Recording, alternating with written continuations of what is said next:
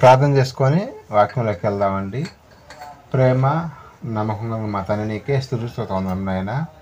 ఇప్పటి వరకు పాటలు పాట ఎందును, వాక్యం చదువుట ఎందును, వాక్యం చెప్పుట ఎందును, ప్రతి ఒక్క విషయంలో కూడా నాయన నీ యొక్క పరిశుద్ధాత్మ సహాయాన్ని మాకు దయచేసిన విధానాన్ని బట్టి కోటాను కోట్ల స్తోత్రాలు తండ్రి. అలాగే ప్రాముఖ్యమైన సమయంలోనికి వెళుతూ ఉండగా పరిశుద్ధాత్మ యొక్క పరిపూర్ణమైన సహాయాన్ని అందించమని అర్థిస్తూ, అలాగే ప్రపంచవ్యాప్తంగా ఎక్కడైతే నేను ఆరాధన జరుగుతుందో సమస్త మహాగంధ ప్రభువుని మీరే పొందుకోమని, అలాగే బలారాధన కూడా ఈ రోజున ఉంది తండ్రి. సమస్తం కూడా జరిగించి ముగించని సహాయం తెచ్చాయని బ్రతిమలాడుకుంటూ ఈ ప్రార్థన నిప్రికుమాడు మా రక్షకుడు అయిన యేసుక్రీస్తు స్థితి గల నామం వినిపించిన పరమ తండ్రి, ఆమేన్. అందరికీ వందనాలండి. ఈ యొక్క వీడియో చూస్తున్న వారు దయచేసి లైక్ చేయండి, షేర్ చేయండి, సబ్స్క్రైబ్ చేసుకోండి. ఎందుకంటే ఎక్కువ మందికి రీచ్ అవ్వాలంటే మీరు లైక్ చేయడం ద్వారా, సబ్స్క్రైబ్ చేసుకోవడం ద్వారా ఎక్కువ మందికి అయితే రీచ్ అవుతుంది క్వశ్చన్ అయితే గమనించండి. Thank you so much.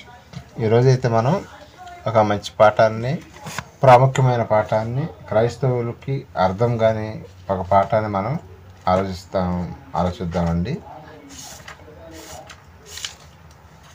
అదేంటంటే అంత్యదినాలు ఏవి, అంత్యక్రీస్తు వచ్చాడా, అంత్య తీర్పు జరుగుతుందా? ఇది కొంచెం జాగ్రత్తగా వింటేనే అర్థమైందండి ఈ పాఠం.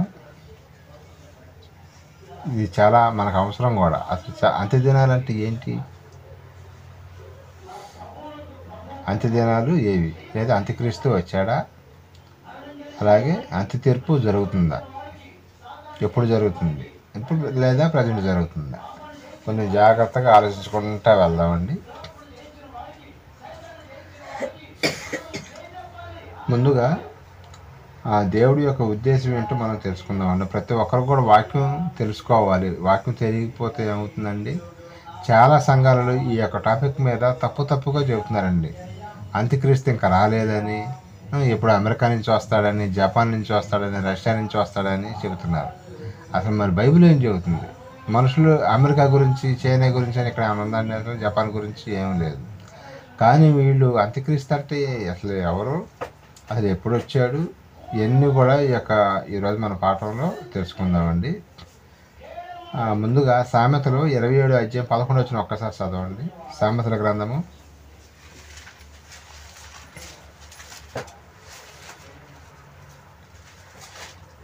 సామెతలు 27:11 వచ్చిన. నా కుమారుడా, జ్ఞానమును సంపాదించి నా హృదయమును మనం వాక్యం నేర్చుకుంటే, జ్ఞానం సంపాదిస్తే ఆయనకి ఎవరికంటే సంతోషం, దేవునికి. తర్వాత అప్పుడు నన్ను నిందించిన వారితో నేను ధైర్యంగా మాట్లాడను. సరిపోద్దండి. జ్ఞానము నేర్చుకోవటం, మనం నేర్చుకుంటే ఆయనకి సంతోషం ఏంటంటే, నా పిల్లలు వాక్యం తెలుసుకుంటున్నారు, సత్యవాక్యాన్ని చక్కగా తెలుసుకోగలుగుతున్నారని దేవునికి సంతోషం అండి. వాక్యం తెలియకుండా పరలోకరాజ్యం వెళ్ళిపోతామండి మనం, బేసిక్స్ కూడా తెలియకుండా. అందుకని దేవుడు వాక్యానికి చాలా ఇంపార్టెంట్ ఇచ్చాడండి. మరి ఇన్ని పేజీలు, ఇన్ని అధ్యాయాలు, ఇన్ని పుస్తకాలు, 66 పుస్తకాలు అండి మనకి ఇచ్చింది దేవుడు. మనం 66 పుస్తకాలని ఒకే ఒక పుస్తకంగా చేతిలోకి వచ్చింది మనకి. అలాంటప్పుడు మరి ఎంత జాగ్రత్తగా చదువుకోవాలండి. దావీదు గారు ఏమంటాడండి, దేవారాత్రంలో దీన్ని ధ్యానించాలంటాడు. దేవారాత్రం అంటే రాత్రి కానీ పగలు కానీ ఎప్పుడు టైం దొరికితే అప్పుడు దేవారాత్రంలో ధ్యానిస్తే అప్పుడు దాంట్లో ఉన్న విషయాలు మనకు అర్థమవుతాయండి. పైన చదువుకుంటూ పోతే మనకి పెద్దగా అర్థం కావు. అది బాగా డెప్త్లోకి వెళ్తే మనకి దేవుని యొక్క మనస్సు అనేది మనకు అర్థమవుతుంది అనమాట. అందుకని దేవారాత్రములు ధ్యానిస్తే దాంట్లో ఉండే లోతులు పాదులని మనకి అర్థం అవుతాయనండి. అలాగే అసలు అంత్యదినాలు ఎప్పుడు స్టార్ట్ అయ్యాయి అనేది తెలుసుకుందామండి.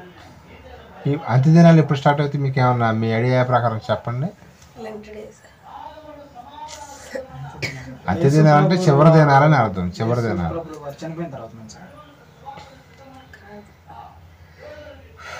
హెబ్రీ పత్రిక 1వ అధ్యాయం 1వ వచనం 2వ వచనం 2 చదువుకుందాం. ఇప్పుడు ఫస్ట్ మనం అంత్యదినాల గురించి మాట్లాడదామండి. అంత్యదినాలు ఎప్పుడు వచ్చినాయో కొన్ని వచనాల ద్వారా మనం తెలుసుకుందాం. హెబ్రీ పత్రిక 1వ అధ్యాయం 1వ వచనం. పూర్వకాలమందు నానా సమయంలో నానా విధములుగా ప్రవక్తల ద్వారా ప్రవక్తల ద్వారా మన మన పితరులతో మాట్లాడిన దేవుడు మాటలాడిన దేవుడు. తర్వాత రెండో వచనం కూడా ఈ దినముల అంతమందు అది కుమారుని ద్వారా ఈ దినముల అంతమందు మన కుమారుని ద్వారా మనతో మాట్లాడాను. మనతో మాట్లాడాను. ఏ దినముల అంతమందు ఇప్పుడు మనం చెప్పుకున్నాం చూసారా, అంత్య దినాలు ఏవని. యేసుక్రీస్తుల వారు భూమి మీదకి వచ్చిన దినాన్ని అంత్య దినాలు. అర్థమైంది? ఇప్పుడు క్లారిటీ వచ్చిందా? ఈ విషయాన్ని బట్టి మనకి క్లారిటీ తీసుకోదాం. మనకు ఏదైనా డౌట్ వస్తే వాక్యం తెలియని వాళ్ళని, బైబిల్ తెలియని వాళ్ళ దగ్గరికి వెళ్ళి అడగాలి. మనం అడిగితే టక్కని చెప్పేస్తారు కదా. బైబిల్లో అడగాలండి. బైబిల్లో అడగాలంటే దాని మీద అవగాహన ఉండాలి మనకి. అసలు ఏదైనా క్వశ్చన్ వచ్చింది అనుకో, దానికి ఆన్సర్ ఎక్కడ దొరికిద్దని ఎతకాలి. ఎతకకుండా ఎవరైనా చెబితే బాగుండు అనుకోకూడదు. మనం కూడా ఎతకాలండి. ఎతికితే దొరికిద్ది. కొంచెం టైం పట్టవచ్చు కానీ దొరకకుండా ఉండదు. బైబిల్లోనే ఉంటుంది. ఇక్కడ తేలిపోయింది యేసుక్రీస్తుల వారు వచ్చిన దినాలు ఏంటంటే అంత్య దినాలు. ఒకసారి ఒకసారి చదవండి మళ్ళీ. అంతమంది ఎట్లా మాట్లాడారంటే ఆయన పూర్వకాలమందు నానా సమయంలో నానా విధములుగాను ప్రవక్తల ద్వారా పితరులతో మాట్లాడిన దేవుడు. అది ప్రవక్తల ద్వారాగా, దేవదూతల ద్వారాగా మాట్లాడాడు. మరి ఆ దినాలు అంతమంది ఎవరితో మాట్లాడంటే యేసుక్రీస్తు వారితో మాట్లాడటం జరిగింది. ఆయనతో మనకి ఎన్నో విషయాలు చెప్పడం. 4 సువార్తలు కూడా ఎవరు చెప్పారండి? చెప్పింది ఒకసారైనా కానీ నలుగురు రాశారు దాన్ని. మత్తయి సువార్త, మార్కు సువార్త, లోకా సువార్త, యోహాను సువార్త. ఈ నలుగురు రాశారు సువార్తలు. ఆయన 4 సువార్తలు ఇచ్చిన జ్ఞానం అనేది అల్టిమేట్ అనమాట. ఎక్కడ దొరకదు. అంత ఇదిగా ఆయన చెప్పడం జరిగిందనమాట. ఇంకొక వచనంలో కూడా చూద్దాం. అంత్య దినాలు ఎప్పుడు స్టార్ట్ అయింది. పేతురు గారు రాసిన మొదటి పత్రిక 1వ అధ్యాయం 21వ వచనం ఒకసారి చూడండి. పేతురు గారు రాసిన మొదటి పత్రిక 1వ అధ్యాయం 21వ వచనం.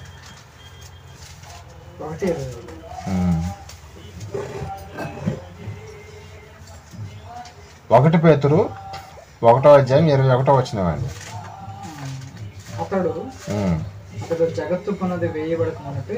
అతడు అంటే ఎవరండి? యేసుక్రీస్తు అనమాట. జగత్తు పునాది వేయబడక మునిపే ఆయన జగత్తు పునాది వేయబడక మునిపే నియమింపబడిన గాని తన్ను మృతుల నుండి లేపి తనకు మహిమనిచ్చిన దేవుని ఎడల తన ద్వారా విశ్వాసులైన మీ నిమిత్తము కడవరి కాలం ముందు ఆయన ప్రత్యక్షపరచుడు.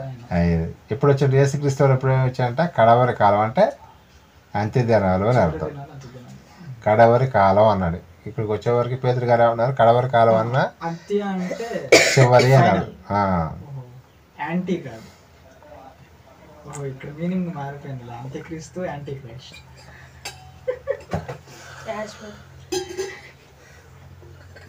ఇక్కడ మీనింగ్ మారిపోయింది. ఇప్పుడు యేసుక్రీస్తు వారు ఏ కాలంలో వచ్చారని తెలుస్తుంది? అంత్యకాలం. కడవరి కాలం, అంత్యకాలం అని మనకు అర్థమవుతుంది అనమాట. ఇంకా హెబ్రీ పత్రిక 9వ అధ్యాయం 26వ వచనం కూడా అక్కడ కూడా కొంచెం క్లారిటీ ఉంటుంది. వెళ్దాం. హెబ్రీ పత్రిక 9వ అధ్యాయం 26వ వచనం.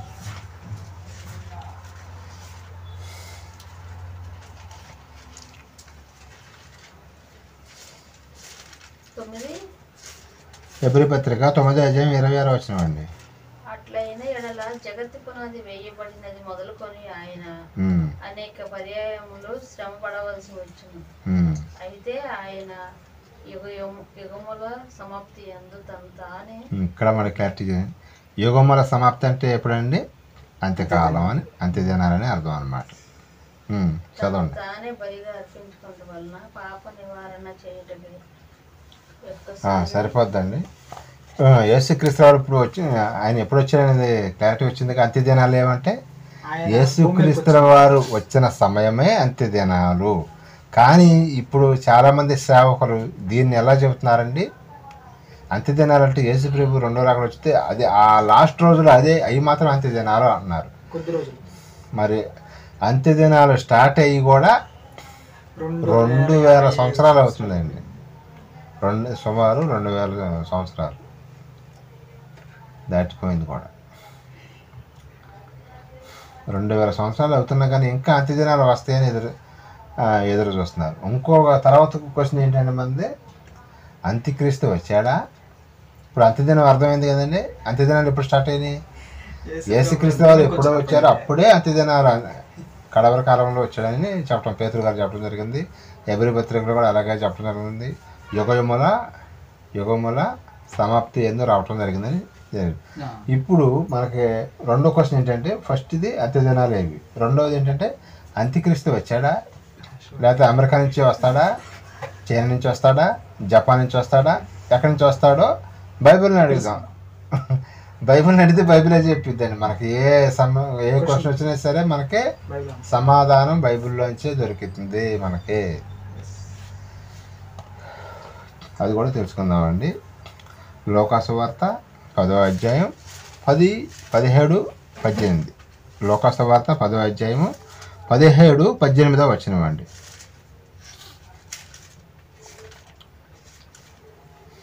రెండో క్వశ్చన్లోకి వెళ్ళిపోతున్నాం.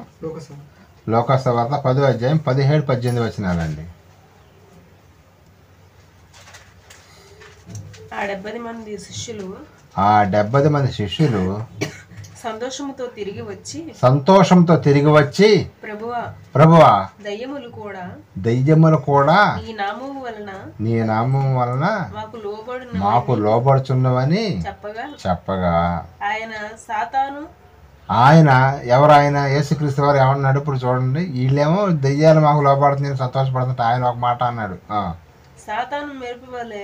సాతాను మెరుపు వలె ఆకాశము నుండి పడుట చూసితిని. ఈడండి అంత్యక్రీస్తు. ఎప్పుడు వచ్చాడండి ఇతను? ఉన్న టైంలో అప్పుడే వచ్చేసాడు. ఇప్పుడు చైనా నుంచి వస్తాడు, దుబాయ్ నుంచి వస్తాడు, అమెరికా నుంచి వస్తాడు అని చెబుతున్నారు.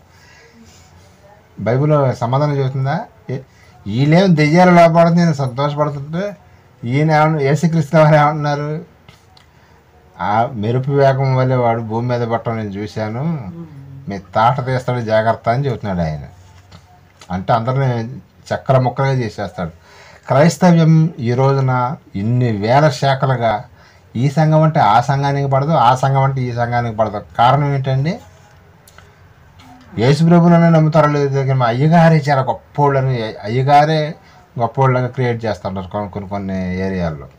కాదండి, ఆయనకి ఇచ్చే మర్యాద ఆయనకి ఇవ్వాలండి, సేవకునికి ఇచ్చేది ఇవ్వాలి. కానీ మనం దేవుడిని మాత్రమే మనం హైలైట్ చేయాలి ఎప్పుడైనా, ఇది మాత్రం గుర్తుపెట్టుకోవాలి. ఇక్కడ వచ్చేవారు యేసుక్రీస్తు వారు ఏమన్నారంటే, సాతాను అంటే మెరుపు వేగంతో భూమి మీద పట్టడం, ఇతనే వెలుగుదూత వేషం వేసుకొని ప్రజల్ని అప్పట్లో సంఘాల ముక్కలు చక్కలు చేయటం చేశాడు. అప్పట్లోనే మొదటి శతాబ్దంలోనే.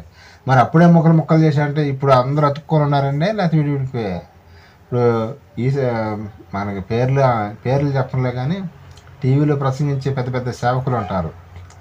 వాళ్ళంటే వీళ్ళకి పడదు, వీళ్ళంటే వాళ్ళకి పడదు. మళ్ళీ అందరూ కలిసి ఆరాధించేది ఎవరినండి? యేసుక్రీస్తు వారిని, తండ్రి దేవుడిని ఆరాధిస్తారు. కానీ వీళ్ళకే పడటం లేదు.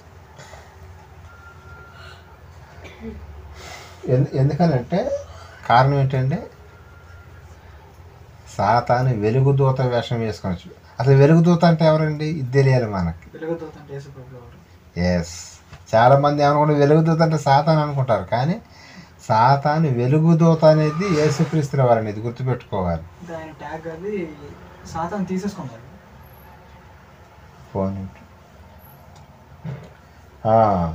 ఆయన ప్లేస్లోకి అది వచ్చేసింది అనమాట.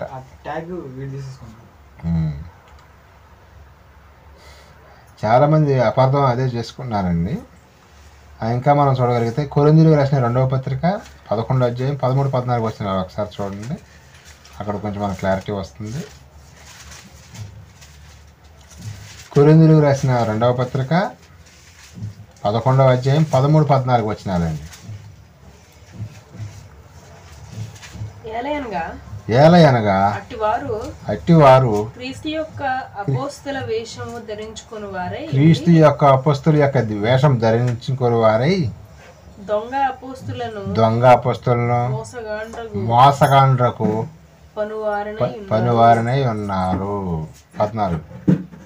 అది ఆశ్చర్యము కాదు. సాతాను తానే వెలుగుదూత వేషం వేసుకొని ధరించుకొని ఉన్నాడు. ఇదండి ఇంకో విషయం, ఆ సాతాన్ అనే అతను ఎక్కడికి వచ్చాడండి, సంఘాలలోకి వచ్చేసి అతను యేసు పేరట ఎవరైతే సేవ చేస్తున్నారో సేవకులు పాస్టర్ గారు ఉన్నారు కదా, వాళ్ళలోకి దూరిపోయాడంట. ఇప్పుడు అదే చెప్తుంది యేసుక్రీస్తు వారు కూడా, ప్రభువా రక్షణ పొందేవారు కొద్దిమంది అని అంటే కొద్దిమంది అన్నాడు. మరి కొద్దిమంది 400 కోట్ల మంది అంటే కొద్దిమంది అండి. బాప్తిసం తీసుకున్నాడు. క్రైస్తవులుగా బాప్తిసం తీసుకున్న 400 కోట్ల మంది ఉన్నారు. 400 కోట్ల మంది కొద్దిమందే చాలా. అందుకనే వీళ్ళందరూ కూడా డూప్లికేట్ గాళ్ళు ఎక్కువ మంది ఉంటారు దీంట్లో. పొట్ట చేత పట్టుకొని డబ్బు కోసం సేవ చేసేవాళ్ళు చాలామంది ఉంటారు. నిజాయితీగా తండ్రి బాధను అర్థం చేసుకొని పరలోక రాజ్యం రావటానికి శ్రమ పడేవాళ్ళు ఉంటారు. అందుకని నేను కొద్దిమంది అని చెప్పడం జరిగింది. కారణం అదే అన్నమాట. నాకు అప్పుడప్పుడు డౌట్ వస్తూ ఉంటుంది, ఏంటి ఎన్ని కోట్ల మంది క్రైస్తవులు ఉంటాయి ప్రపంచవ్యాప్తంగా, కొద్దిమంది అంటారేంటి యేసుక్రీస్తు ఎవరైనా అపార్థం చేసుకున్నారు.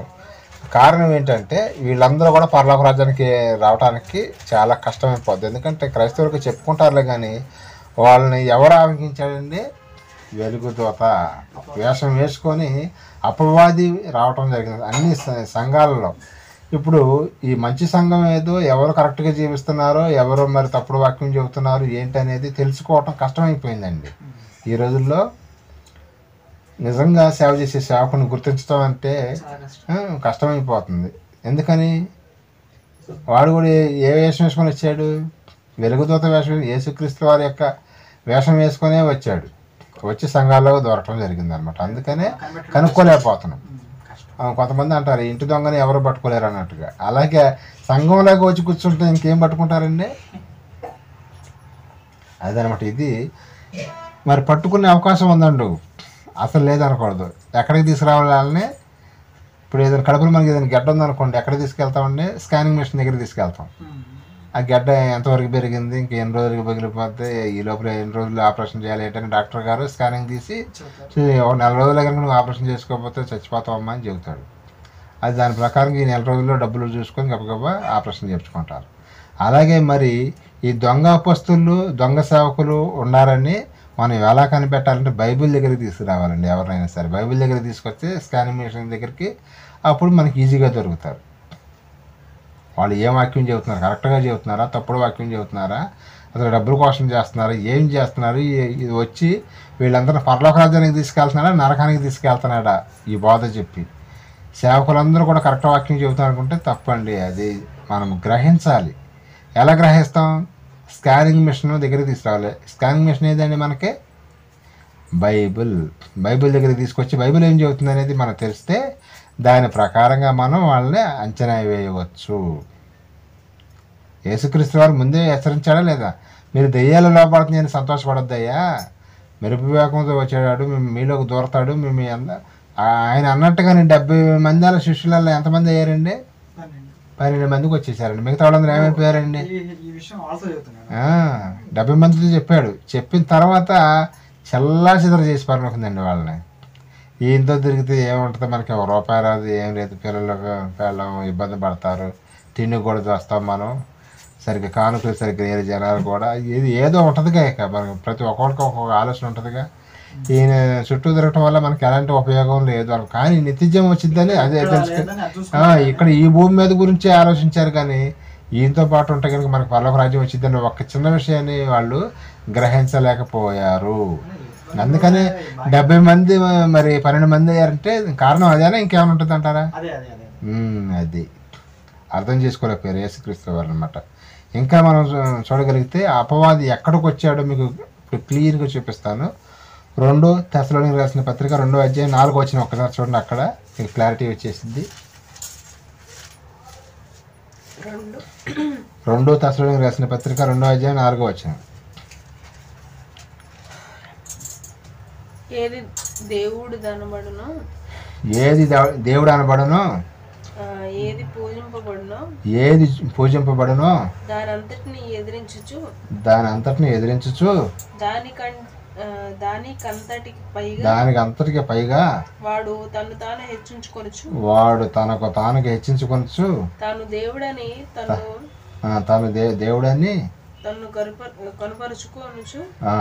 దేవుని ఆలయంలో కూర్చుండును గనుక ఏ విధముగానైనను ఎవడను మిమ్మల్ని మోసపరచ నీయకుడి.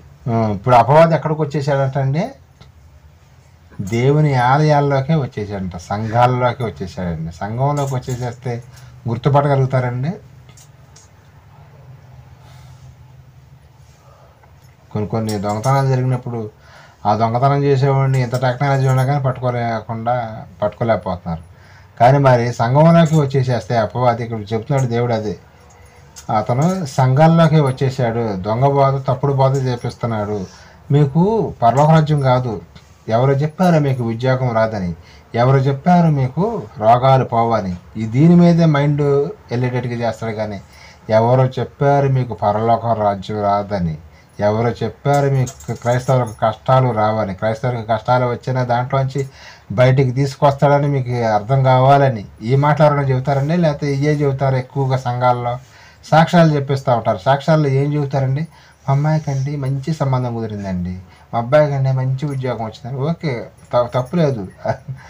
కొంతమంది నేను రాత్రి తలనొప్పి వచ్చిందండి, నేను ప్రార్థన చేసుకోగానే తగ్గిపోద్దండి, తప్పేం లేదు. కానీ ఈ చిన్న చెప్పడం వల్ల ఏదైతే రేపొద్దున ఈ సాక్ష్యం చెప్పినామే వేరే చోట ఎక్కడ కనబడి బూతులు జరుగుతుంది అనుకోండి, రోడ్డు మీద కనబడి నాయన మన సాక్ష్యం అంత బాగా ఇది చెప్పి మళ్ళీ ఇక్కడికి వచ్చి మళ్ళీ బూతు మాటలు మాట్లాడుతున్నాం. అందుకనే మనం వినుట వలన విశ్వాసం కలిగి వినుట క్రీస్తు గురించి ఎవరైనా తప్పుగా చెప్పే అవకాశం ఉందండి ఎక్కడన్నా? అదనమాట. ఇప్పుడు అపవాది ఎక్కడికి వచ్చేసాడంటే దేవుని సంఘాల్లోకి వచ్చేసేసి అందరిని గలిబిలు చేసి పరలోక రాజ్యం వెళ్లకుండా చేస్తున్నాడు. మనిషికి పోవాల్సింది పాపమా రోగమా? రోగం ఏముంది, టాబ్లెట్లు వేసుకున్న తగ్గిద్ది, ఆపరేషన్ చేసుకున్న తగ్గిద్ది, ఇంకో బాగా సివియర్ అయితే. మనం మనిషికి పోవాల్సిన పాపం అండి. పాపం గురించి మాట్లాడరు కానీ ఈ లోకంలో వచ్చే ఏదో చిన్న బెనిఫిట్ల కోసం చెప్తారు. అది ఆయన ఏం చెప్పాడు? మొదట నా నీతిని నా రాజ్యాన్ని వెతకండి, తర్వాత మీకు ఎన్ని ఇస్తానని చెప్పాడుగా. అయినా కానీ అర్థం చేసుకోలేకపోతున్నారండి. ఇట్లాగ అపవాది అనేవాడు మనల్ని కూడా మోసం చేసి ఏం చేస్తాడంటే మనందరిని కూడా నరకానికి తీసుకెళ్ళటానికి ప్రయత్నం చేస్తున్నాడు అనే విషయాన్ని తెలుసుకోవాలి. అంత్యక్రీస్తు వచ్చాడా? మనం చూద్దాం. ఇంకా అంత్యక్రీస్తు ఎప్పుడు వచ్చాడండి? యేసుక్రీస్తు ఎవరు వచ్చినప్పుడు అతను కూడా అంత్యక్రీస్తు రావటం జరిగిందండి. మొదటి శతాబ్దంలోనే అంత్యక్రీస్తు అనేవాడు వచ్చి సంఘాలను ముక్కలు చక్కలు చేసేస్తున్నాడు. మనం చూస్తూనే ఉన్నాం. ఈ భాష కంటే ఆ భాష గారికి పడదు, ఆ భాష కంటే ఈ భాష గారికి పడదు. పక్క వచ్చే మందిరాలు ఉంటాయి, ఏదో బడ్డీ కొట్టే వ్యాపారం, చిల్లర కొట్టే వ్యాపారం, లేకపోతే బట్టల వ్యాపారం వాళ్ళు కనుక ఎట్టకైతే పోటీ పడతారు. వీడు కూడా మా సంఘానికి రాని ఎక్కడికి సాటికి వెళ్ళండి, వెళ్ళి మీరు కరెక్ట్గా వాక్యం వినండి అని చెబుతారా? లేకపోతే మా సంఘానికి వస్తారని మీరు పర్వరాజ్యం వెళ్తారని చెబుతారండి? మా సంఘానికి వస్తారని మీరు పర్వరాజ్యానికి వెళ్తారన్నట్టుగా చెప్పుకొస్తారండి. అది చాలా తప్పండి. ఎక్కడైనా సరే మంచి వాక్యాన్ని మీరు గమనించండి. బాగా చెబుతున్నారు అనుకోండి, అక్కడికి వెళ్ళండి అని చెప్పాలి.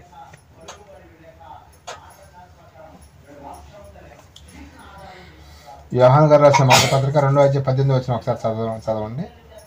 మరి యేసుక్రీస్తు వారి యొక్క ప్రియశిష్యుడైన యోహాను గారు కూడా ఒక మాట రాయటం జరిగింది. యోహాను గారు రాసిన మొదటి పత్రిక 2:18.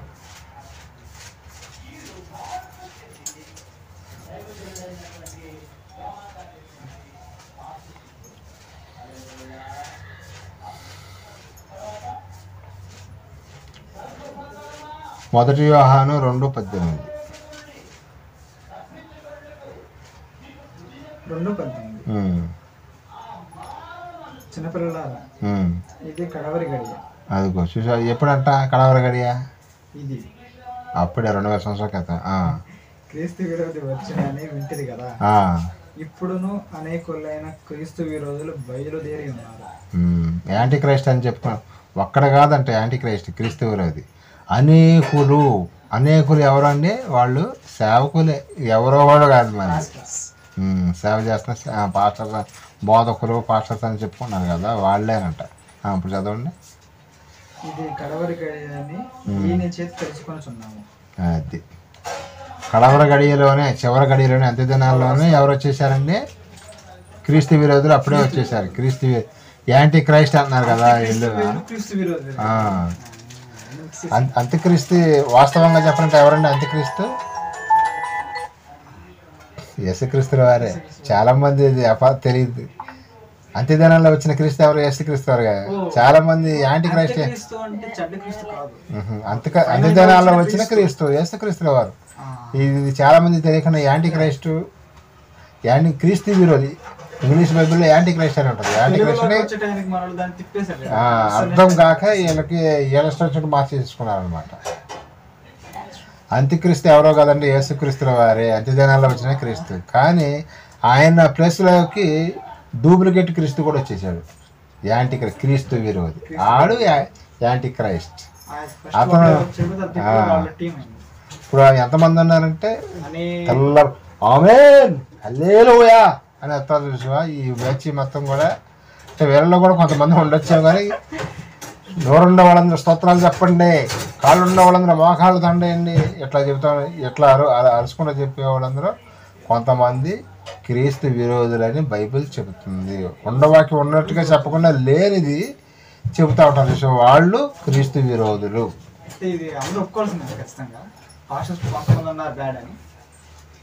యేసుప్రభువే చెప్తున్నాడు. అందుకనే కొద్దిమంది రక్షణ పొందేవారు కొద్దిమంది అని అందుకన్నాడంటే ఆయన డూప్లికేట్ కూడా 90% మంది ఉంటారు. 10% మాత్రమే మంచి కరెక్ట్గా వాక్యం చెప్పగలిగే వాళ్ళు ఉన్నారు. ఇప్పుడు అర్థమైంది. డూప్లికేట్ ఎంత? 90%. 10% మాత్రమే కరెక్ట్ వాక్యం చెప్పి దేవుళ్ళకి తీసుకొచ్చేవాళ్ళని వాక్యం చెబుతున్నాను. మళ్ళీ నా మాటగా అనుకోమాకండి, నేను చెప్పేది కాదు, యేసుక్రీస్తు వారు చెప్తున్న మాటే. అందుకని చెప్పే వాక్యం కరెక్ట్గా చెబుతున్నారా లేదా అని గుడ్డివాడికి త్రోవ చూపించగలుగుతాడండి. ఇద్దరు గుడ్డోళ్ళు అనుకోండి, రోడ్డుకి వెళ్తే ఏమవుతారు? అదే ఒకటి కళ్ళుండి ఒకటి గుడ్డోడు అనుకోండి, తీసుకెళ్ళగలుగుతారా? చక్కగా చేపట్టుకొని లారీ వస్తుంది బస్సు వస్తుందని తప్పించుకొని ఎట్టో కొట్ట రోడ్డు దాటిస్తాడు. అది ఇద్దరు గుడ్డోళ్ళు అనుకో, వెళ్ళి గోతులో పట్టమని అయితే యాక్సిడెంట్ అవడం ఏదో జరిగింది. అందుకని గుడ్డివాడికి త్రోవ చూపించలేడు. కాబట్టి వాక్యం తెలిసిన వాళ్ళు మాత్రమే దేవుని యొక్క రాజ్యానికి తీసుకెళ్ళగలుగుతారు. అపవాది ధైర్యం ఏంటంటే వీళ్ళందరినీ నేను మింగేశాను కదా, మింగేయటం అంటే వీళ్ళకి నాశనం చేసి ఈ లోకంలోనే మనకు మేలు కలగాలి, కానీ పరలోక రాజ్యం గురించి చెప్పడం. మన పాఠాలు ఎక్కువగా దేని మీద ఉంటాయండి? పరలోక రాజ్యం గురించి, నరకం గురించి, అపవాది గురించి. ఈ మూడింటి చుట్టూ దేవుడి గురించి. మన పాఠాలు వినాలంటే వాళ్ళకి రాసి పెట్టి ఉండాలండి ఒక రకంగా చెప్పాలి. నిజంగా నేను అంతకుముందు కొన్ని సంవత్సరాల పాటు ఏ మందిరానికి వెళ్ళినా కానీ ఎంత లోతైన వాక్యం మనకి తెలియలేదు. ఇక్కడికి వచ్చిన తర్వాత ఫస్ట్ రోజు నాకు అసలు మైండ్ విశ్వాసం అనగానే దాన్ని ఎలా పరీక్షించుకోవాలన్న పాఠం విన్నానండి. ఆ పాఠం మైండ్ చేంజ్ చేసేసింది నాకు. ఏంటి వాక్యం ఎంత బాగా చెబుతారు, ఎంత అర్థమేంటి చెబుతారు అని. అప్పుడు ఆ రోజున 15 సంవత్సరాల క్రితం 2011వ సంవత్సరంలో 2010లో నేను విన్నానండి. అప్పటి నుంచి ఇప్పటి వరకు కూడా సత్యవాక్యాన్ని మనం జీవాహారాన్ని దేవుడు ఎంత మంచి జీవాహారం పెడతాడంటే నిజంగా ఒక్కొక్కసారి మన పాఠాలు ఏంటంటే భయం వేస్తూ ఉంటుంది కూడా, మనం కరెక్ట్గా లేకపోతే ఎట్లా అని. అంత ఇదిగా ఉంటాయి అన్నమాట.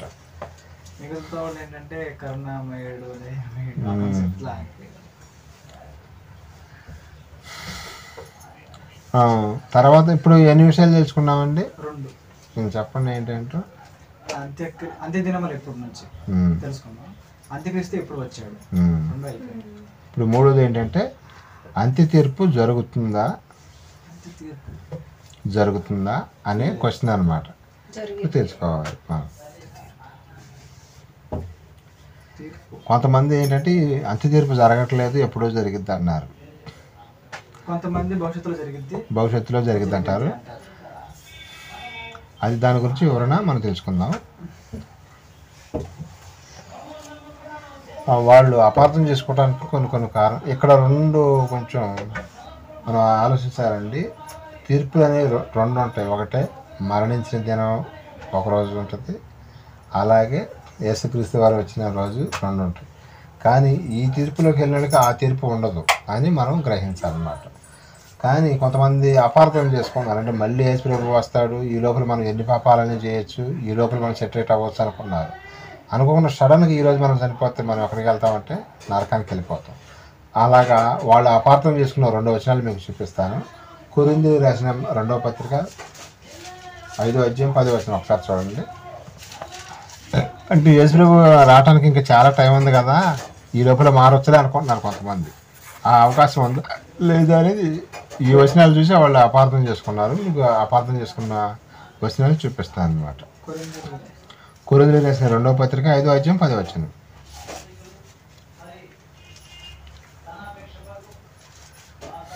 ఎందుకనగా తాను జరిగించిన క్రియలు చొప్పున అవి మంచివైనను సరే చెడ్డవైనను సరే దేహముతో జరిగించిన వాటి ఫలమున ప్రతి వాడును పొందినట్లు మనమందరము క్రీస్తు న్యాయపీఠం ఎదుట ప్రత్యక్షము కావాలి. ఈ వచనాన్ని కొంతమంది అపార్థం చేసుకుంటే ఇంకా క్రీస్తు రావడానికి చాలా టైం ఉంది కదా, ఆయన 1000 ఏళ్ల పరిపాలన చేస్తాడు, భూమి మీదకి వస్తాడు, 1000 ఏళ్ల పరిపాలన చేసి మనల్ని అందరూ కూడా మళ్ళీ అప్పుడు తీసుకెళ్తాడు పరలోక రాజ్యానికి. 1000 ఏళ్ల పరిపాలన అనే పాఠం విన్నారు కదండి. 1000 ఏళ్ల పరిపాలన ఎప్పుడు జరిగిందండి? ఐడియా ఉందా, గుర్తుందా మీకు? 1000 ఏళ్ల పరిపాలన ఎప్పుడు మర్చిపోయాను.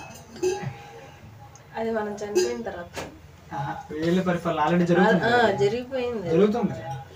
ప్రజెంట్ జరుగుతుంది.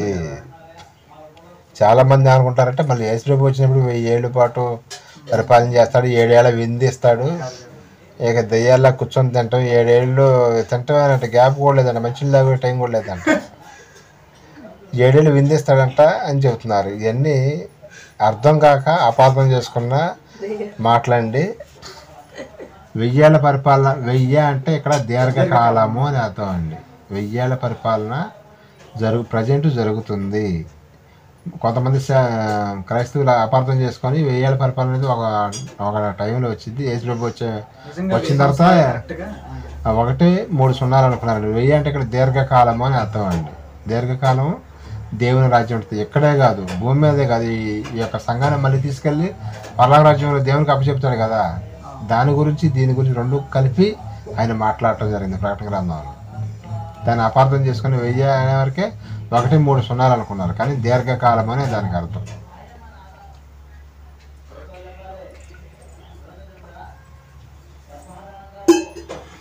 ఇంకో విషయం కూడా అపార్థం చేసుకున్నారండి. ఇంకో వచనాన్ని బట్టి ప్రకటన గ్రంథము 20 అధ్యాయం 11 వచనం ఒకసారి చూడండి. ప్రకటన గ్రంథము 20 అధ్యాయం 11 వచనం. మరియు ధవళమైన మహాసింహాసమును దాని యందు ఆసీనుడై ఉన్న ఒకరిని చూచితిని. భూమి ఆకాశములు ఆయన సముఖము నుండి పారిపోయెను, వాటికి నిలువ చోటు కనబడపోయెను.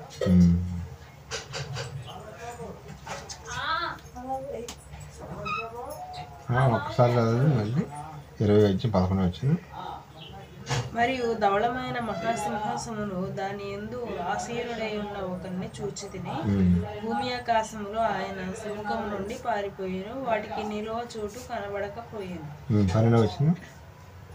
మరియు గొప్పవారేమి కొద్దివారేమి మృతులైన వారందరూ ఆ సింహాసనం ఎదుట నిలువబడి ఉన్నట్టు చూచితిని. అప్పుడు గ్రంథములు విప్పబడెను, మరియు జీవ గ్రంథములు వేరొక గ్రంథము విప్పబడెను. ఆ గ్రంథము యందు రాయబడుచున్న వాటిని బట్టి తమ క్రియలను చొప్పున మృతులు తీర్పు పొందారు.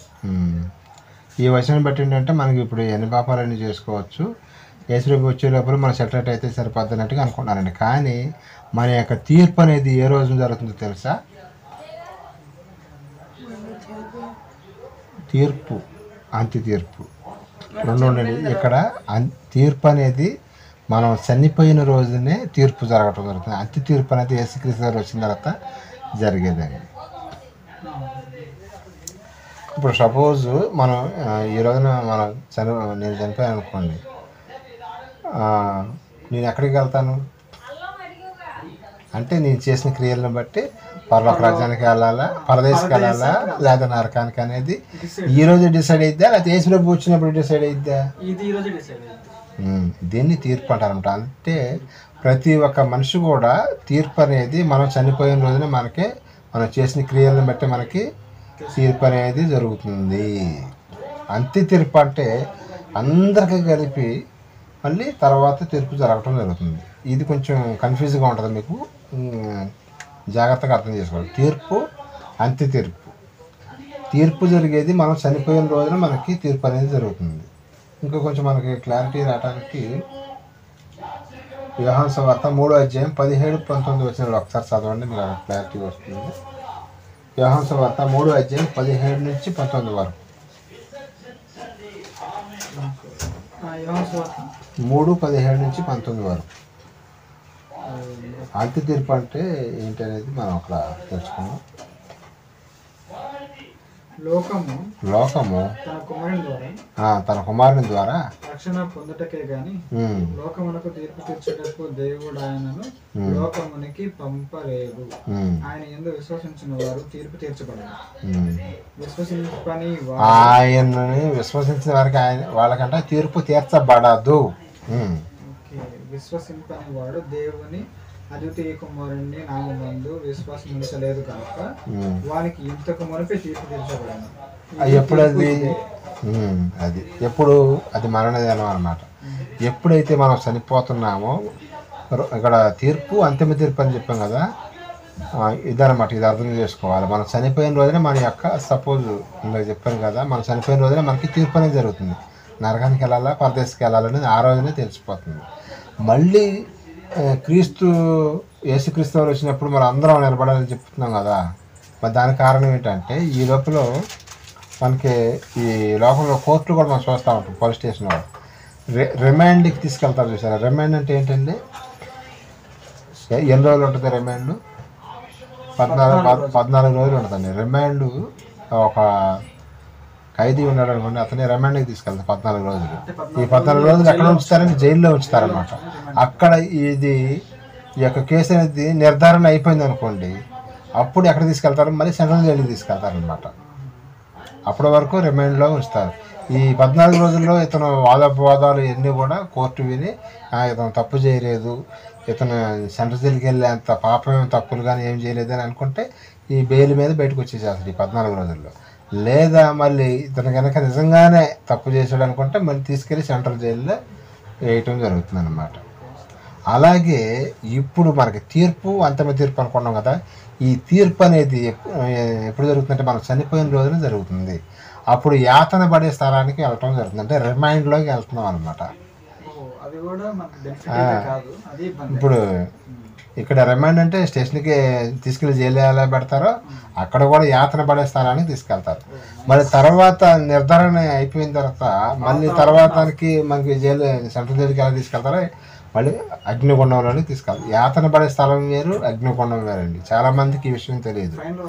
యాతన పడే స్థలం వేరు, అగ్నిగుండము వేరు, రెండు పక్క పక్కనే ఉంటాయి. ఇప్పుడు ప్రజెంట్ చనిపోయిన వాళ్ళందరూ కూడా ఎక్కడ ఉన్నారంటే రిమైండ్లో ఉండారు, అంటే యాతన పడే స్థలంలోనే ఉండారు.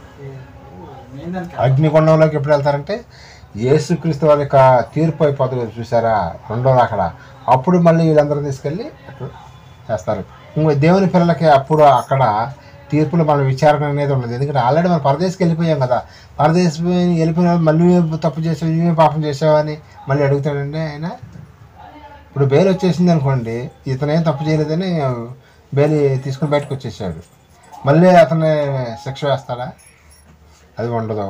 కాదు, జస్ట్ నిలబడతాం, క్రీస్తు న్యాయపీఠం ఎదురు నిలబడతాం, కానీ శిక్ష అనేది ఉండదు. తీర్పు అంతిమ తీర్పు. దీని గురించి మీకు క్లారిటీ కోసం ఎన్ని ఉదాహరణలు చెప్పుకుంటూ వస్తాను అన్నమాట. రిమైండ్లో ఉంచుతారు ఫస్ట్, తర్వాత అక్కడి నుంచి సెంట్రల్ జైలు. అలాగే ఇక్కడ యాతన పడే స్థలంలో ఉన్నారు వీళ్ళందరూ ఎక్కడికి వెళ్తారు, తర్వాత మళ్ళీ యేసుక్రీస్తు ఎక్కడ ఉన్నారో అక్కడలో అగ్నిగుండంలో తీసుకెళ్ళబడతారు అన్నమాట. అది ఇక్కడ మన ఏంటంటే టాపిక్ అంత్య తీర్పు జరుగుతుందా అనే టైటిల్ మీద మాట్లాడుతున్నాం. ఇంకా మనం చూడగలిగితే రోమపత్రిక 8:1 ఒకసారి చూడండి. ఈ శిక్షణ మనం తప్పించుకోవాలంటే ఒక మంచి అవకాశం ఇచ్చాడు. ఆ వచనం చదివితే మీకు సంతోషంగా ఉంటుంది. రోమపత్రిక 8:1 అండి.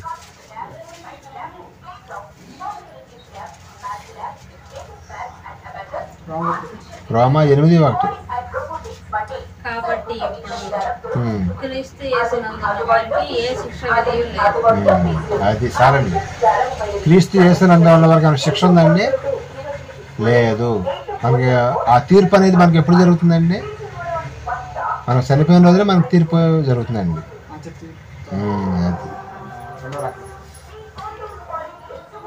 ఇంకో వచనం కూడా చదువుకుందామండి. యోహాను సువార్త 5:24 ఒకసారి చూడండి. చనిపోయిన వాళ్ళు మళ్ళీ వాళ్ళకి ఏమన్నా అక్కడ టెస్టింగ్లు ఏమైనా ఉంటాయా, లేకపోతే డైరెక్ట్గా పర్లోక రాజ్యానికి వెళ్ళిపోతాడనేది ఇక్కడ మనం తెలుసుకుందాం. యోహాను సువార్త 5వ అధ్యాయం 24వ వచనం. 5:24. నా మాట విని నన్ను పంపిన నన్ను పంపిన వారి యందు విశ్వసించువాడు నిత్య జీవం గలవాడు.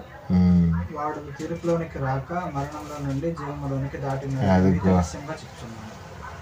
యేసుక్రీస్తు రెండో రాకడ వస్తాడు, ఆయన వస్తాడు కదా. అప్పుడు మన తీర్పులోకి రాము, మనం డైరెక్ట్గా మనల్ని తీసుకెళ్తే యేసుక్రీస్తు వారు తన దేవుడికి అప్పచెప్తాడు అనమాట. అక్కడ మనలా విచారం వెళ్ళారంటే నరకానికి రెడీ అయినా, తీర్పు అంటే రెడీ అయినా. ఆ తీర్పు రోజునే మనకి డిసైడ్ అయిపోతుంది. మనం పరదేశికి వెళ్ళిపోతాం కదా, ఇంకా వాళ్ళు ఇంకా నువ్వు తప్పు చేసావా మంచి చేసావా అనేది ఆర్గ్యుమెంట్ ఉండదు. అందుకనే మనం పరలోక రాజ్యానికి వెళ్ళాలన్నా నరకానికి వెళ్ళాలన్నా చనిపోయిన ఒక్క క్షణములోనే మన ఆత్మ అనేది నరకానికి వెళ్తుందా పరదేశకు వెళ్తుందా అనేది తేలిపోతుంది. ఇది కొంచెం అర్థం కానట్టు ఉంటాయి వచనాలు, అర్థం చేసుకోవాలి కొద్దిగా కష్టపడి. ఎందుకంటే మనం క్రైస్తవులం కాబట్టి ప్రతి ఒక్క విషయాన్ని కూడా తెలుసుకోవాలండి. మనం తెలుసుకుంటేనే మనం చెప్పగలుగుతాం. మనకే తెలియకపోతే ఎవరికి చెప్పగలుగుతామండి? అదనమాట. మనం చనిపోయిన రోజునే మనకి తీర్పు అనేది జరుగుతుంది. అంత్య తీర్పు అనేది ఆయన యేసుక్రీస్తు వారు వచ్చి వీళ్ళందరూ రిమైండ్లో ఉన్నారు కదా, వీళ్ళని తండ్రి పంపిస్తాడనమాట. అప్పుడు ఎలాంటి తీర్పు ఉండదు. ఇప్పుడు చదివింది అదేగా, ఇప్పుడు మనం ఇంకొకసారి చదవడం క్లారిటీ వచ్చింది. 5:24 యోహాను సువార్త. నా మాట విని నన్ను పంపిన వారి యందు విశ్వసించేవాడు నిత్య జీవం గలవాడు. వాడు తీర్పులోనికి రాక మరణంలో నుండి జీవంలోకి దాటినాడు.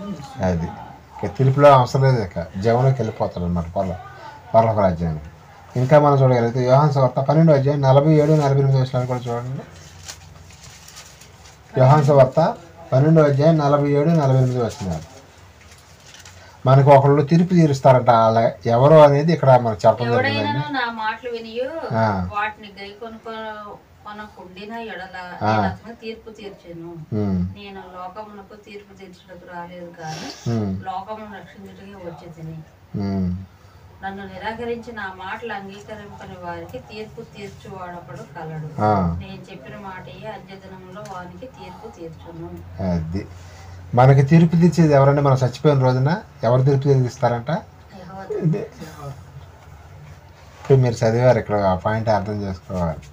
లాస్ట్లో ఉంటుంది చూడండి.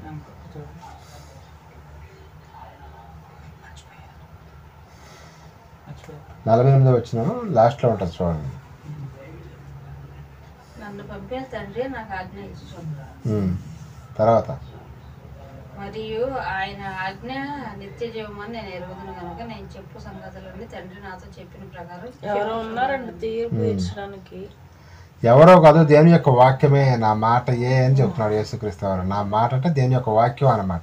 మనం చేసిన నేను చెప్పిన మాట ఏ అంటే వాక్యం అనమాట. వాక్యమే మనకి తీర్పు తీరుస్తుంది మన చచ్చిపోయిన రోజున. వాక్యం అంటే మన యొక్క బతికిన బ్రతుకే అని అర్థం చేసుకోవాలి మనం. మనం బ్రతుకుండగా చెడు పనులు చేసామా మంచి పనులు చేసామా, దేవునిలో ఉన్నామా లేకపోతే దెయ్యానికి ఓట్లు వేసుకొని తిరుగుతామా మనం అనేది మనకి తేలిపోద్ది. ఎప్పుడండి? మనం చనిపోయిన రోజే మన యొక్క తీర్పు జరుగుతుంది. కాబట్టి మనం చనిపోయే లోపల మనం కరెక్ట్గా దేవునిలో ఉండటానికి ప్రయత్నం చేయాలి ప్రతిరోజు కూడా. అప్పుడు చచ్చిపోయేటప్పుడు చూసుకుందాం అనుకోకూడదు. ఈ లోపల ఒకవేళ అనుకోకుండా చనిపోతే గ్యారంటీ అని ఉందండి. ఇప్పుడు కరోనా అన్నారు మళ్ళీ, అందుకని ఎప్పటికప్పుడు ఏ పూటకు ఆ పూట మనం ప్రతిరోజు కూడా స్నానం ఎందుకు చేస్తున్నామండి? చికాకు పుట్టి చెమట పుట్టి స్నానం చేస్తాం. అలాగే మనలో పాపం ఉందనుకోండి, దేవుడు అంగీకరిస్తాడండి. ఏ రోజు రోజు కడుక్కుంటా ఉండాలి. ఎక్కడ కడుక్కోవాలండి మన యొక్క పాపాన్ని? యేసు రక్తంలో కడుక్కోవాలంటే ప్రార్థన చేసి మనం కొట్టేసుకుంటూ ఉండాలన్నమాట. ఇంటిలు పడిపోవాలి. రైట్ అని అనుకో, మన యొక్క తీర్పు రోజున అంటే మనం చనిపోయిన రోజున ఎక్కడికి వెళ్తాం? నరకానికి వెళ్తాం, రిమైండ్లోకి వెళ్తాం. రిమైండ్లోకి వెళ్ళాలా లేకపోతే మన పరదేశంలోకి అబ్రహం గారి రొమ్మును ఆనుకోవడానికి వెళ్ళాలా? మన కోరిక ఏంటి? అసలు ఇన్ని బాధలు ఎందుకు పడుతున్నాం?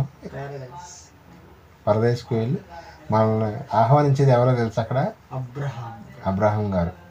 విశ్వాసులకు తండ్రి అయిన మనందరికి తండ్రి అయిన అబ్రహాం గారు. మన మైండ్ అక్కడ ఈ లోకంలో ఉంచుకోకూడదండి. ఎప్పుడు మన ఆలోచనలు అనేది అక్కడికి తీసుకెళ్ళిపోతూ ఉండాలి. అవి ఆలోచనతో మనం అక్కడికి వెళ్ళగలుగుతాం. ఇప్పుడు ధనవంతుడు లాజరు మనందరికీ తెలిసిన విషయం. ధనవంతుడు ఎక్కడికి వెళ్ళాడండి? నరకం. మరి లాజరు గారు ఈ భూమి మీద ఎవరు బాగా సంతోషంగా ఉన్నారు? కనీసం అంటే కురుపులు కాళ్ళకు కురుపులు ఉంటే తోలుకోవటానికి కూడా ఓపిక లేకపోతే కుక్కలు వచ్చి నాగుతున్నాయి అంట. మరి అలాంటి ఆయన దేవుడి మీద విశ్వాసం ఉందన్నమాట. తీర్పు ఆ రోజు జరిగింది. శనిపాంగులోనే అబ్రహంగా ధనవంతుడిని తీసుకెళ్ళడానికి ఎవరు వచ్చారండి? ఎవరు రావసరలా, ధన్మని వెళ్ళిపోవాల్సింది నరకానికి. మరి లాజరు గారు చనిపోయినప్పుడు ఎవరు వచ్చారండి? దేవదూతలు వచ్చి తీసుకెళ్తాయంట. మనం చూసారా? నా కుమారుడా, ఈ భూమి మీద ఉన్నప్పుడు ఎన్నో శ్రమలు పడ్డావు, ఇక నేను శ్రమ పెట్టని చెప్పేసి మనల్ని ఇన్వైట్ చేస్తా తీసుకెళ్ళటానికి దేవదూతలు పంపిస్తాడంట. అది ఇవన్నీ మనం గుర్తు చేసుకుంటేనే మనకి ఈ లోకంలో ఎన్ని ఇబ్బందులు వచ్చినా ఎన్ని కష్టాలు వచ్చినా మనం సంతోషంగా ఉండగలుగుతామండి. లేకపోతే బాధపడతాం అన్నమాట. అందుకని దేవుని యొక్క వాక్యం చదువుకున్నప్పుడు మనకి ఎన్నో విషయాలు తెలుస్తూ ఉంటాయి. మా దేవుడు ఉండాలి నాకు అని ఒక ధైర్యం, కొండంత అండ వచ్చేసిద్దని మనకి. ఎంత బాధలో ఉన్నా సరే వాక్యం చదువుకొని అర్థం చేసుకుంటే కనుక మనకి చాలా ధైర్యం వస్తుంది. టైం అయిపోతుంది. యోహాను సువార్త 12:31 ఒకసారి చూడండి. యోహాను సువార్త 12:31. ఇప్పుడు ఈ లోకమునకు తీర్పు జరుగుతున్నది. ఇప్పుడు ఈ లోకాధికారి బయటకు త్రోసివేయబడు. నేను భూమి మీద నుండి సరిపోద్దండి. ఈ ప్రజెంట్ అంట ఈ లోకానికి తీర్పు జరుగుతుందా జరగట్లేదా? జరుగుతున్నది. ఎవరు చేస్తున్నారు ఆ తీర్పు? అంతమంది వచ్చిన ఏం చదువుకున్నావు? నా మాటయే మీకు తీర్పు తీర్చును. దేవుని యొక్క మాటయే, దేవుని యొక్క వాక్యమే మనకి తీర్పు తీర్చిద్ది. నువ్వు మంచివాడవైనా సరే చెడ్డవాడవైనా సరే మనకి చనిపోయిన రోజునే మనకి తీర్పు అనేది జరుగుతుందన్నమాట. ఈ క్వశ్చన్ అయితే గమనించండి. యెషయా గ్రంథము 11:4 ఆయన యొక్క తీర్పులు, ఈ లోకంలో ఉన్న తీర్పులు ఎలా ఉంటాయి, దేవుని తీర్పు ఎలా ఉంటుంది. ఈ లోకంలో ఉన్న తీర్పులు ఏంటంటే ఏదైనా సాక్ష్యం ఉంటే దొంగ సాక్ష్యం అయినా సరే చూపిస్తేనే దాన్ని చూసి తీర్పు చూపుతారు. కానీ దేవుడు దేన్ని బట్టి సాక్ష్యం ఆయన తీర్పు తీరుస్తాడో మనం తెలుసుకుందామండి. దేని యొక్క తీర్పులు ఎలా ఉంటాయి, కోర్టుల తీర్పులు ఎలా ఉంటాయి. కోర్టు తీర్పు ఎలా ఉంటుంది, అక్కడ సాక్ష్యాలను బట్టి తీర్పు తీరుస్తారు. కానీ దేవుడు మరి అక్కడ సాక్ష్యాలను బట్టి తీరుస్తాడా, అసలు దేని బట్టి తీరుస్తాడు అనేది మనం ఈ వచనంలో మనం తెలుసుకోవచ్చు దేవుడి గురించి. యెషయా గ్రంథము 11:4 ఒకసారి చదవండి. 11:4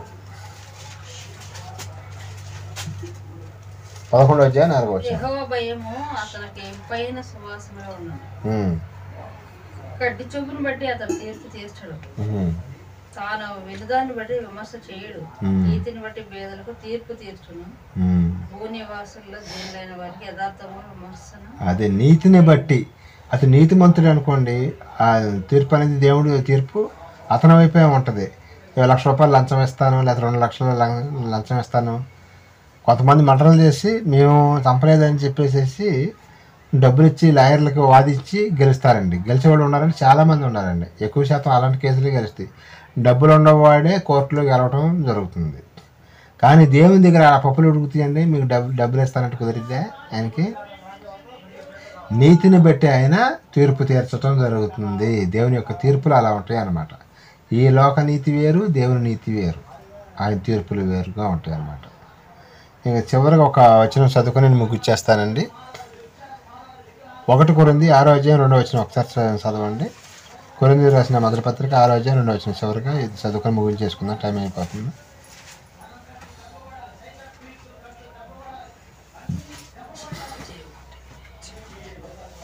ఒకటి కొరింథీ 6:2.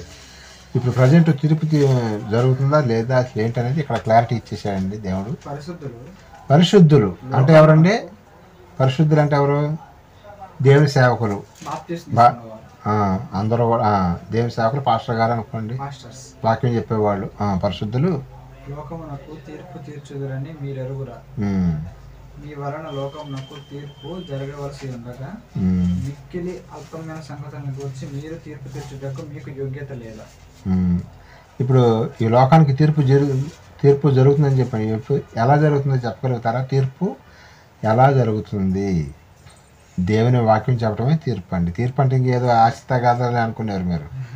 ఎవరైతే దేవుని యొక్క మాటలు చెబుతున్నారో, దేవుని యొక్క వాక్యం చెబుతున్నారో వాళ్ళు తీర్పు తీరుస్తున్నారు.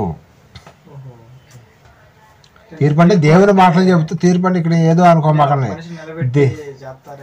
కాదు. ఇప్పుడు నువ్వు వాక్యం చెబుతున్నాం, కరెక్ట్గా ఎవరైతే నడుచుకుంటారో వాళ్ళు పరలోక రాజ్యానికి వెళ్తారు, ఎవరైతే తప్పిపోతారో వాళ్ళు నరకానికి వెళ్ళిపోతారు. అది తీర్పు తెచ్చడం అంటే. అది అధికారం వాక్యం చెప్పే వాళ్ళకి దేవుడు ఇచ్చాడు. ఏ అధికారం? తీర్పు అంటే నువ్వు అక్కడ తీర్పు తీర్చేది ఎవరు? మళ్ళీ దేవుడు మాటే. నువ్వు వాక్యానుసారంగా జీవిస్తే పరలోక రాజ్యానికి వెళ్తావు, లేకపోతే నరకానికి వెళ్ళిపోతావు. అది వాళ్ళలో కూడా ఇందాక చెప్పినట్టుగా డూప్లికేట్ వాళ్ళు ఉన్నారు.